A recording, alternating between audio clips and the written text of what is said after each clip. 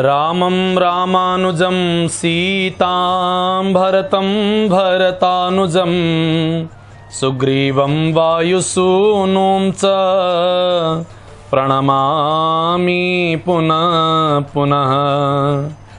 तव तत्त्वं न जानामि कीदृशोऽसि महेश्वर, यादृशोऽसि महादेव, तादृशाय नमो नमः।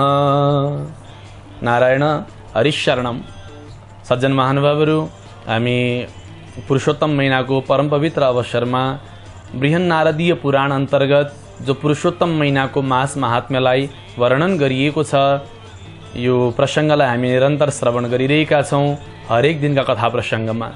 आज 10औं दिनको यो 10औं अध्यायलाई हामी श्रवण गर्दैछौँ। आउनुहोस् हामी एकाग्र चित्त भएर भगवान श्रीकृष्णचन्द्रको याद गर्दै पुरुषोत्तम मास महात्म्यको 10औं अध्यायमा जो प्रसङ्ग उद्धृत गरिएको छ त्यो प्रसङ्गलाई हामी चिन्तन गर्दैछौँ। वास्तवमा हामीले श्रवण गऱ्यौँ दुर्वासा ऋषिले अब विचार गर्नुभएको छ त्यो मेधावी कन्याकी जो छोरी, मेधावी ऋषिका जो कन्या हुनुहुन्छ उनको त्यो कन्याको कसरी कल्याण गरौँ भनेर दुर्वासा ऋषिले विचार गर्नु। अब 10औं अध्यायमा यहाँ नारदजीले सोध्नुभयो, अब के विचार गर्नुभयो त दुर्वासा ऋषिले? किम विचार्य बृहद्धामा परमः कोपनो मुनिः अब्रवीत ऋषि कन्याम ताम तन्मे ब्रूहि तपोनिधे। के भन्नुभयो त अब भनिदिनुहोस्। अब सुतजी भन्नुहुन्छ, हे ब्राह्मण हो, दुर्वासा ऋषिले जो उपदेश गर्नुभयो त्यो बडो महत्त्वपूर्ण छ, सुन्नुहोस्। नारायण मुनिले यो कुरा नारदजीलाई सुनाउनु भएको छ। मेधावी ऋषिकी छोरीलाई दुःख दूर गर्नको लागि कृपालु दुर्वासा मुनिले जो कुरा भन्नुभयो त्यो सुन्नुहोस्। दुर्वासाले भन्नुभयो, हे कन्या, हे सुन्दरी कुमारी, गुप्तभन्दा पनि अत्यन्त गुप्त उपाय म तिमीलाई भन्दछु, जसले तिम्रो अति सजिलो साथमा, अति सरलताका साथमा तिम्रो यो समस्यालाई समाधान गर्छ। म विस्तारपूर्वक भन्दिनँ, संक्षेपमै म तिमीलाई भन्दैछु। हे सुभगे, यो महिनाभन्दा अगाडि आउने तेस्रो महिना नै पुरुषोत्तम महिना हो भन्नाले त्यतिखेर आउँदै गरेको पुरुषोत्तम महिना जब आउनेछ त्यस महिनाभरि नै नुहाएर तिमीले पापबाट स्नान मात्रै गर्नाले पनि पापबाट छुट्दछौ। कार्तिक आदि गरिएका 12 महिनाहरूमा पनि त्यो पुण्य छ, तर त्योभन्दा पनि अधिक पुण्य दिनेवाला पुरुषोत्तमको महिना छ। त्योभन्दा श्रेष्ठ अर्को कुनै महिना छैन। पुरुषोत्तम महिनाको 16औं कलाको एक भाग पनि छैन अरू व्रतको। त्यो हुनाले 12,000 वर्षसम्म गङ्गा स्नान गर्नाले जो फल मिल्दछ, सिंह राशिमा बृहस्पति गएको महिनामा गोदावरीमा स्नान गर्नाले जो फल मिल्दछ हे सुन्दरी, त्यही नै फल पुरुषोत्तम महिनामा जुन कुनै पनि अर्थात् जतिसुकैको पनि तीर्थमा एकैपल्ट पनि राम्रोसँग स्नान गर्नाले त्यो फललाई तिमीले प्राप्त गर्न सक्दछौ। मैले हिजो पनि अगाडि पनि यो कुराहरू हजुरलाई निवेदन गरिरहेको छु कि पुरुषोत्तम महिनामा कुनै एउटा तीर्थमा गएर अवश्य स्नान गर्नु होला सज्जनहरूले, जसले यो प्रसङ्गलाई सुन्दै हुनुहुन्छ। किनभने त्यो सौभाग्यलाई हामीले पुरुषोत्तममा कुनै तीर्थ, देवघाट हुन सक्छ, बागमती अब अलिक माथि गएर गोकर्णभन्दा माथि गएर स्नान गर्नाले अथवा गोकर्णमै गएर स्नान गर्नाले पवित्र बागमती नदीमा पनि त्यो पवित्र नदीमा स्नान गर्दाखेरिको जुन फल छ, अथवा आफ्ना वरिपरिका जो 12 महिना नसुकिकन बग्दछन् नि जुन नदी, त्यो तीर्थ हुन्छ सज्जनहरू, त्यहाँ स्नान गर्नको फल बडो भव्य छ। त्यो हेर, यो महिना त श्रीकृष्णको अत्यन्त प्यारो महिना हो, जसलाई पुरुषोत्तम भगवानले सम्झाउने पुरुषोत्तम नाम नै पनि रहेको छ। यो पुरुषोत्तमको सेवा गर, निश्चय पनि तिम्रो सम्पूर्ण मनोकामनाहरू पूर्ण हुनेछ। पुरुषोत्तम महिना मैले पनि पुरुषोत्तम भगवानलाई जस्तै गरेर प्रसन्नतापूर्वक म पनि सेवा गर्दछु, अरूले पनि सेवा गर्नुहुन्छ। हे कन्या, कुनै समयमा उहिले क्रोधले मैले अम्बरीश राजालाई भस्मीभूत पार्नको लागि जब प्रयास गरेको थिएँ, त्यो बेलामा सुदर्शन चक्रले मलाई लखटेको थियो। मैले कहीँ गएर पनि शरण पाइनँ, तर पुरुषोत्तम महिनाका व्रतका प्रभावले सुदर्शनले पनि मलाई छोडेका छन्। र हे बालिका, तिनै लोकलाई एकैपटक भस्मीभूत गर्न सक्ने सामर्थ्य भएको त्यो चक्रले पनि मलाई क्षमादान गरिदिएको छ। त्यही हुनाले यो जान्ने कुरा छ, पुरुषोत्तमको तिमीले उपवास गर। हे सुभगे, तिमी पनि अत्यन्त शक्तिशाली कल्याणकारी पुरुषोत्तमको भजन गर, पुरुषोत्तमको व्रत गर। यति कुरा मेधावीकी कन्यालाई दुर्वासा ऋषिले संक्षेपमा भनिदिनु भयो। अब यो कुरा सुनेर त्यही त हो, मान्छेको मति के हुन्छ भने नि जब बिग्रिने मति लाग्दछ नि उपदेश पनि मान्छेलाई अति अप्रिय लाग्न थाल्छ के।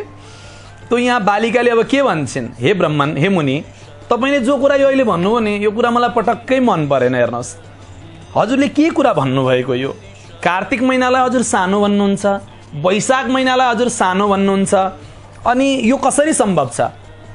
सेवा व्रत गरिएको वैशाख महिनाले के कुरा दिन सक्दैन भन्नुहोस् त? फेरि पुरुषोत्तमको महिना सदाशिवले दिन नसक्ने कुरा के छ भनेर यहाँ कुरा निक्लिन्छ क्या। अब हुन्छ नि, भेद दृष्टि भएपछि कुन भगवान ठुलो कुन भगवान सानो भन्ने द्वन्द्वले त हामी यसै पनि व्यथित नै छौँ। त्यो सदाशिवले दिन नसक्ने कुरा के छ? भगवान सूर्यले दिन नसक्ने कुरा केही छ र? अनि जगदम्बिका देवीले के कुरा पुरा गर्न सक्नुहुन्न? गणेशजीले के चाहेको वर दिन सक्नुहुन्न? व्यतिपात आदि योगहरूमा र सर्व आदि गरिएका देवताहरूलाई पनि सबैलाई उल्लङ्घन गरेर पुरुषोत्तम मासको, जसलाई मलमास भनिएको छ, त्यो मलमासको व्रत गर भनेर भन्नुहुन्छ हजुरले। मलाई त यो कुरा पटक्कै मन परेन, किनभने अब चलन त्यही नै यो मलमासमा केही गर्नु हुँदैन भनेर भन्ने। हेर्नुहोस्, काम्य कर्म गर्ने होइन तर निष्काम कर्म, भगवानका प्रसन्नताका लागि गरिएको कर्मद्वारा हाम्रा सम्पूर्ण मनोकामना फेरि पुरा पनि हुन सक्दछन्। तो यो सूर्य सङ्क्रान्ति नभएको महिनालाई तपाईँले कसरी श्रेष्ठ बताउनु भयो? कन्या भन्दछन्। त्यस्तै गरेर दिनरात श्री हरिलाई नै चिन्तन गरिरहने, म त जानकीका पति रामदेखि अथवा पार्वतीका पति शङ्करदेखि बाहेक अरू कसैलाई पनि शक्तिशाली देख्दिनँ। ठिकै कुरा हो, हुन त रामजी शङ्करजीले दिन नसक्ने कुरा के छ?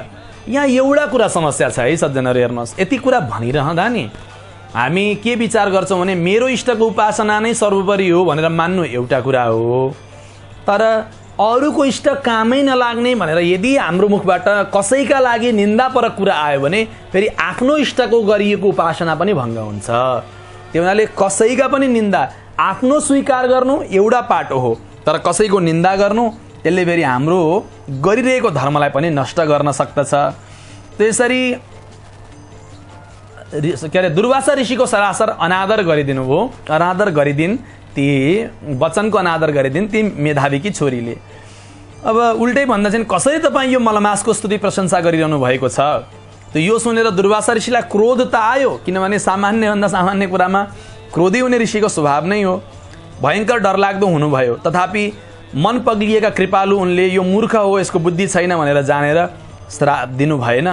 पुरुषोत्तमको महात्म्य त विद्वानहरूले पनि जानु नसक्नेको छ। यो थोरै बुद्धि भए कि संसारका यी नानीले, यिनी संसारमा बसेकी नानीले अथवा कोही पनि विद्वानले त जान्दैनन् भने यिनको के कुरा भयो र? बुबा आमा नभएकी दुःख रूपमा पिल्सिए कि यिनलाई मैले के श्राप दिनु अझै पनि? तो अति विह्वल बालिकालाई के भन्नुहुन्छ दुर्वासा ऋषि? अरे बच्ची, मित्रका छोरी भए कि उनीहरूले म तिमी प्रति क्रोधी छैन, क्रोध गर्दिनँ, तर तिमी भाग्यहीन हौ। तिम्रो मनमा जे इच्छा छ त्यो गर, अब म तिमीलाई केही भन्दा पनि भन्दिनँ। किनभने जहाँ उपदेश गर्नाले, जहाँ सम्झाउनाले सम्झाएको व्यक्तिले तपाईँको उपदेशलाई स्वीकार्दैन, ग्रहण गर्दैन, तपाईँको वचनलाई महत्त्व दिँदैन भनेदेखि त्यहाँ गएर उपदेश गर्नु, सम्झाउनु, यसले मैले भनेको कुरा मानिदिए हुन्थ्यो भन्नु बेकार हो। त्यहाँ गएर सम्झाउनु बेकार, आफ्नो बोलीलाई कसैले पनि त्यो निरर्थक नबनाउनुहोस्, प्रयोगै नगर्नुहोस्, यस्तो शास्त्रकारहरू भन्नुहुन्छ। त्यो हुनाले म अब भन्दिनँ, तर हे बालिके, हे बच्ची, एउटा कुरा सुन, अब तिम्रो केही भविष्यमा बताउँछु। तिमीले पुरुषोत्तमको ठिक छ व्रत गर्दिन थियो एउटा कुरा, तर अनादर गर्नु हुँदैन थियो। तिमीले अनादर गर्यौ, त्यसको फल तिमीलाई यो जन्ममा होस् या अर्को जन्ममा होस् अवश्य पनि मिल्नेछ। अब म नरनारायण मुनिको आश्रममा जान्छु। हे बच्ची, तिम्रो पिता मेरा मित्र थिए, यसै कारण तिमीलाई मैले श्राप पनि दिन। तिमी यतिखेर बालकै हुनाले बालक स्वभावका कारण आफ्नो शुभ अशुभ हित अहित जान्दिनौ। अशुभ होस् अथवा शुभ होस्, हुने कुरालाई कसरी टार्न सकिन्छ र? हुने कुरा त नभई छोड्दैन, मेरो समय बेकार नबितोस्, लौ त म जान्छु भनेर दुर्वासा ऋषि यही चिन्तनका साथ तिम्रो कल्याण होस् भनेर अगाडि जानुभयो। अब श्रीकृष्ण भगवान भन्दै हुनुहुन्छ, यति भनेर क्रोधी दुर्वासा ऋषि हिँडिहाल्नुभयो। दुर्वासा ऋषि हिँड्ने बित्तिकै ती कन्यालाई पनि कुनै विलाप थिएन, अलि निन्याउरी चाहिँ भइन् र धेरै बेरसम्म विचार गरेर अब के निर्णयमा पुगिन् भने म पार्वतीका पति भगवान शङ्करको उपासना गर्छु। हो, एकदम राम्रो कुरा हो। शङ्करजीको उपासना सर्वोपरि उपासना हो। हेर्नुहोस्, सनातन धर्मीका लागि पाञ्चायन देवताको उपासना एकदमै उत्कृष्ट हो। त्यसमा पनि हरिहरको उपासनालाई सर्वोपरि नै मानिएको छ। तो अब हे राजन, ती मेधावी ऋषिकी छोरीले यस्तो निश्चय गरिन् और शङ्करजीको कठोर तपस्या गर्न लागिन्। अब धेरै फल दिनेवाला लक्ष्मीपति विष्णुलाई छोडेर, त्यसै गरी सावित्रीका पति ब्रह्माजीलाई पनि त्यागेर, शक्तिशाली दुर्वासा मुनिको वचनको निन्दा पनि गरेर शङ्करजीको उपासना गर्नतिर लागिन्। शङ्करजीको उपासना गर्नु ठिक थियो, तर भगवान् विष्णुको अनादर, पुरुषोत्तमको अनादर गर्नेतिर उहाँको चिन्तन बन्न पुग्यो। यसै कारणले गएर अब तिनले पाउनुपर्ने फलको चिन्तन त हामी अगाडि गर्ने नै छौँ। तो यसरी आराधनामा, शङ्करजीको आराधनामा लागेकी छिन् भन्ने सम्मको प्रसङ्गलाई यो 10औं अध्यायमा वर्णन गरिएको छ। सज्जनहरू, हाम्रो समय निर्धारित पुरा पनि भएको छ। यसै कारण छोटो रूपमा सत्सङ्गका कणहरूलाई हामीहरूले प्राप्त गर्ने यो सौभाग्य हाम्रो हो। यसलाई निरन्तरता हामी दिनै जानेछौँ। पुरुषोत्तम महिनाको अवधिभरि हामी कथा प्रसङ्गलाई सुन्ने नै छौँ। हवस् त, आजको लागि नारायण कृष्णार्पणमस्तु। श्रीमन्नारायण